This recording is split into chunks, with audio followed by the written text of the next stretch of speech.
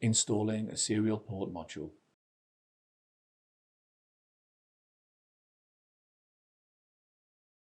From the inside of the server chassis, install the serial port module into the serial ports hole. Secure the serial port module with the retention screws.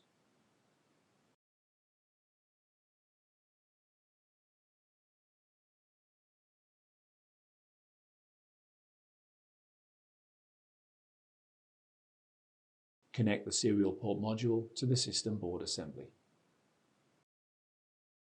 Reinstall all the PCIe risers.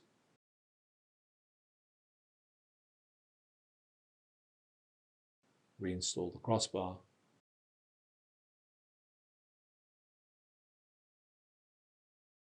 Reinstall the rear top cover.